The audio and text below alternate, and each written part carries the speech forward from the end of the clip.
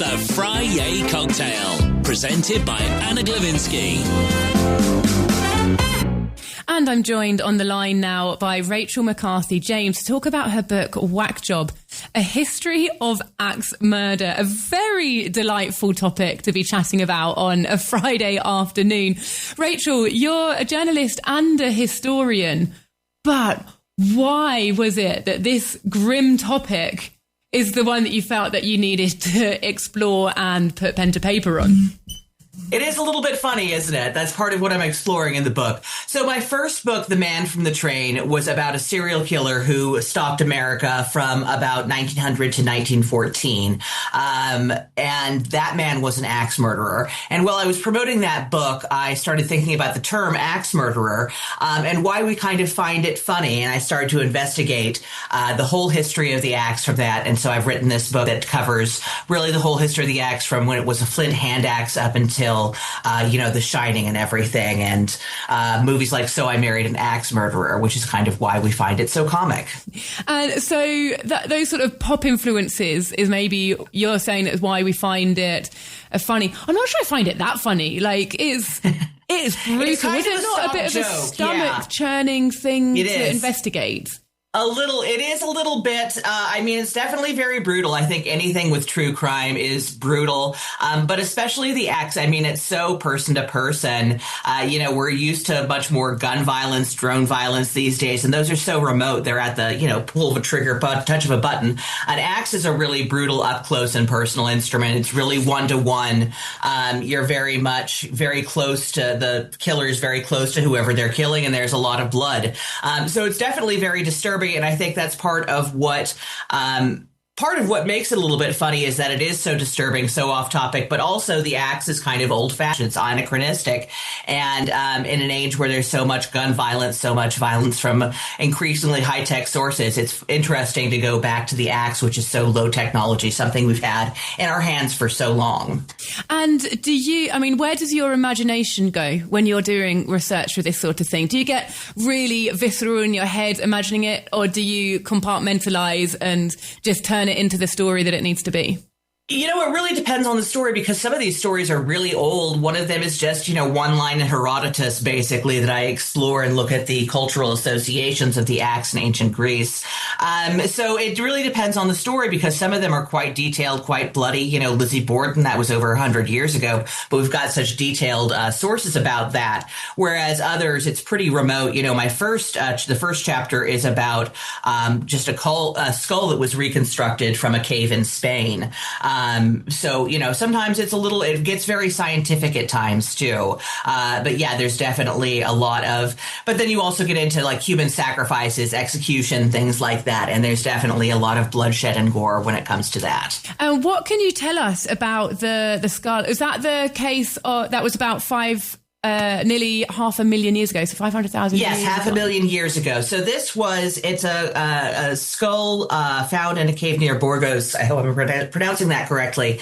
La Cima de los Huesos, the Spanish National Research Council, I believe it's called, on human evolution, found this cave that's got tons of skulls in it and no other signs of human occupation. And they found one skull in particular, cranium 17, and reconstructed it and found two identical fractures in it. And, the same branch can't fall on your head twice. So they took that as evidence of what they call lethal interpersonal violence, basically violence that is person to person, one basically Neanderthal raising a big flint hand axe and killing another one with a hand axe or a spear or a club or something like that. So it's really looking at the origins of violence and how closely tied they are to our community, our civilization, because the axe is so much a tool of human development, civilization working together to build shelter, fire, everything that we need to live communally. But it's also turned towards violence, because when we live in a community, immediately conflict is going to arise, and sometimes that's going to be ended violently. And so is that something that you discuss as well, that sort of duality of the axe being a tool, but also a murder weapon? So I was going to mention that earlier on in the show, I was talking about AI, because obviously it's massive, but they're just realizing that AI in some cases has started lying scheming, Oh, yeah, hallucinating. and even blackmailing. It's created. Now, it provokes the same sort of conversation. It's a tool. Right. It's something that we can use for good. For a lot of different things, yeah. Destruction as well, absolutely. I mean, the axe is how we, it's how we built houses, it's how we built, got firewood, how we butchered animals, how we did all these things that we really needed to go from living in caves to living in civilizations. But it also was immediately a tool of war and execution. I also go through ancient Egypt, ancient China, ancient Greece, the Vikings who used axes. They were such a seafaring culture, so they used the axe quite frequently to build and repair ships. But they also, the conflict I look at there is this Euphrates Eric's daughter, Eric the Red's daughter, who goes to Canada to chop down wood to go back and sell in Greenland, which is almost completely deforested. And there, that conflict where she was going with a couple of other people to make profit turned deadly because they were there for so long. They were trying to eke out a civilization, eke out an existence in this fairly harsh landscape. And eventually the conflict turned to violence. Yeah. And what about the axe itself? Like, how much has it evolved? How different is an axe that we will see and hold today different from that one 500,000 years ago? Well, the biggest difference would be, absolutely. There's a few different big differences. First of all, a blade is obviously shaped differently from a stone. A stone, it's a fairly, that's got to be pretty crude. You've got to basically chip away at a stone. Whereas a metal there, you're opening a whole bunch of different possibilities in terms of shape, size, how heavy it is, how sharp it is. But also there's the handle. The handle is really important to giving leverage, which is what makes it such a useful tool, but also what makes it so handy as a murder weapon. You don't need quite as much physical strength if you've got something big and sharp and strong on the end of the handle that provides a lot of leverage.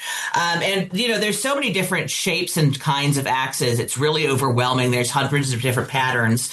But really I look at different, its use in different labor applications. Like, for instance, there was one crime, a Confederate pirate ship overtook a boat headed for South America in 1861, right around this time of year.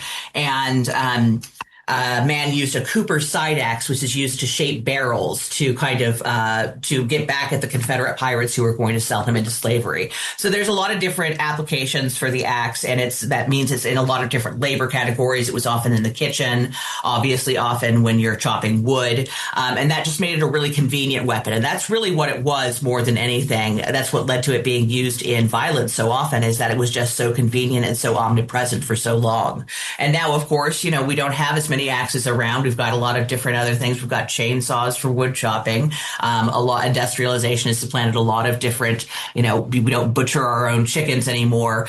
So it's a much more anachronistic kind of weapon. And that makes it a little bit interesting to people when they see this old weapon used in murder, when there are so many more efficient and less personal ways to get the job done. Yeah, and that's what I was going to ask. Do you think sort of in more modern axe murder cases, it's almost, is it a tool that is purposely chosen rather than being the closest thing to hand?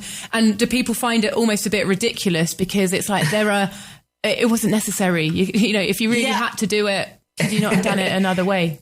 Absolutely. No, I would say it's still pretty much used in convenience. I would say most of the axe murders I see these days are related to, homelessness, housing difficulties, people who are sleeping outside, sleeping rough. They have to have an axe at hand to make fire again, to make shelter. And again, that's a place where there's it's where housing is scarce, where resources is scarce. There's more likely conflict to come up. And then again, the axe is at hand. I do think that when we see it in movies and television shows, I think that's the effect that it's going for. Something that has a visual, kind of a striking visual that's also a little bit surprising. I think that's where it comes from. That's where part of its popularity in horror movies and things like that. And going back a little bit historically as well, King Henry VIII, you say, reportedly favoured the axe for execution. Well, not personally.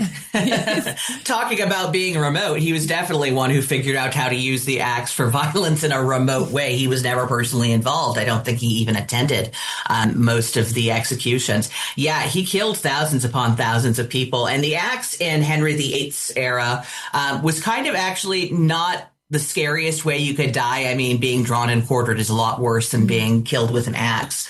So it was kind of seen as a stately, dignified way to die if you were going to die. It was usually pretty quick. Executioners knew how to use an axe in the best of circumstances.